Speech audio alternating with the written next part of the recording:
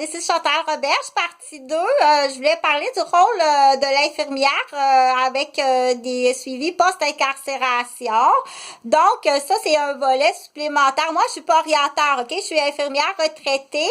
Puis, j'ai des acquisitions aussi, des cours que j'ai suivis par des collèges privés. Puis, j'ai aussi des acquisitions que, comme on dit, je suis née dans le chaudron par rapport au métier de mon père. Donc, mon père a eu en troisième profession, était instructeur, professeur de métier dans 3 pénitenciers au nord de Laval, c'est-à-dire Saint-François, de Laval, Sainte-Anne-des-Plaines, puis maximum là tout en face là.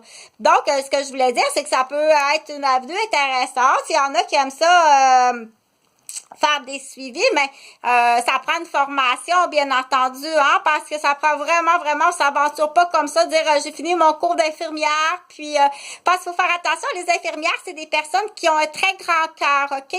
Je veux pas non plus que tu commences à acheter des cadeaux pour tes patients suivis, que ce soit en travail social ou en post-incarcération, parce qu'on veut bien les motiver, puis on veut bien qu'ils soient heureux. Fais attention dans l'achat, prendre de ton argent, de ton salaire, déjà que les salaires des infirmières, c'est vraiment pas élevé, OK? Donc, parce que les infirmières ont très grand cœur, OK? Donc, je veux que tu fasses attention à ça, dire non. Là, tu t'appelles, t'achètes pas de cadeaux à tes patients, ni à tes, je les appelle mes monsters, OK?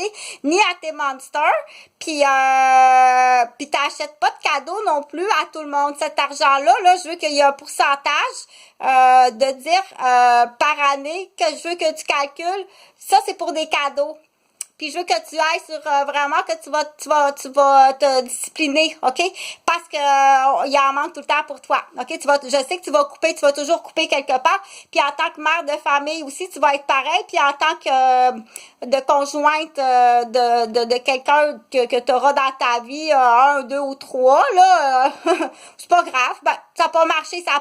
On passe à 2. À 3, tu dis bon ben c'est correct, ça va être assez. Pour le reste, c'est tout du travailleur social, OK? C'est du travailleur social vraiment, c'était du travailleur d'infirmière sociale, c'était de la vérification là, de foyer, de l'appréciation. Super, j'ai vraiment apprécié. Fait que là, ce que je voulais parler de mon père Eugène Roberge, OK, qui était instructeur, puis je voulais encourager les monsters, OK, parce que ça doit pas être facile de dire, admettons, je sais que c'est pas facile après post-incarcération, donc je voulais encourager les monsters, puis dire que les instructeurs, donner l'exemple, parce que ça prend des exemples, donne-moi un exemple concret, là, OK, je peux te dire un exemple concret, comme que Eugène, pour ses élèves, il est allé suivre presque tout au long de sa carrière. Tout au long de sa carrière, il allait suivre des cours pour te montrer des nouveaux métiers. S'il y avait un élève qui disait, moi, j'aimerais bien ça faire de l'ébénisterie,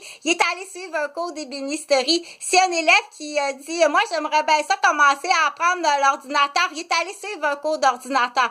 Tout au long que papa, il était instructeur dans les pénitenciers, le soir, il partait, puis il allait suivre des cours pour ses élèves. Bon, oui, pour lui aussi, mais, puis il avait le nez dans les livres toute la fin de semaine. Pour lui, oui, bien sûr. Pour ses élèves, oui, bien sûr, mais pour le salaire aussi. Parce que la vie coûte cher. C'est là qu'on dit que le porte-monnaie, donc le salaire qu'on gagne et travailler. Puis papa aussi, il fallait qu'il se repose parce que c'est fatigant. Là. Imagine là, toute la journée à enseigner à un groupe d'adultes, puis en même temps, faut que tu sois comme de façon, faut que tu sois un peu psychologue, il faut que tu sois aussi assez avec on dit bien juste. Hein? Il faut que ça soit bien juste. L'erreur là peut partir à la débandade, puis il faut semer la confiance. En tout cas, fait que là, ce que je voulais dire, c'est que repose-toi aussi, que ce soit en tant qu'instructeur en pénitencier ou professeur ou infirmière ou médecin ou dans les cordes de métier, que repose tes cordes vocales, que tu utilises tes cordes vocales, que tu parles toute la journée, OK? Il faut que tu calcules tout, OK? Ça, normalement, il y a quelqu'un qui est supposé de t'aider sur ça. Va voir un professionnel à ton entreprise. Si t'es professeur, OK? Puis que tu parles, parce qu'il faut que tu parles, hein? Si t'es professeur puis que tu parles excuse, admettons, de 8 heures le matin, aller jusqu'à 17 heures, OK? Que tu prends une pause le midi, il faut que tu reposes tes cordes vocales. Puis, il faut que tu reposes aussi tous les muscles accessoires. C'est automatiquement que tu lui dis, ça se peut qu'ils viennent te frapper la nuque, OK? Ils sont vraiment dégueulasses, nos Québécois. Fait que tout corps de métier là, qui utilise la mâchoire, que ce soit pour chanter ou parler, OK? C'est sûr que s'il y a une atteinte ici, là, si tu viens la frapper ici à la nuque, OK? Ou dans la zone, là, que après ça, que ça devient extrêmement difficile, on dit prendre l'outil de quelqu'un, casser l'outil de quelqu'un, OK? Quand c'est un outil qui est manuel, admettons, moi, je sais pas, moi, le bricoleur, là, si je casse comment ça s'appelle, là, ton affaire, là, ta spatule à ciment, là, pour étendre ton ciment, tu vois bien que je fais exprès. OK? Si je casse ton outil, là, pis ton camion, ben non, je ferai jamais ça, OK? Mais tu en as besoin pour aller travailler. C'est ça qui gagne ta vie. C'est ça qui va nourrir ta famille puis qui va payer ta maison.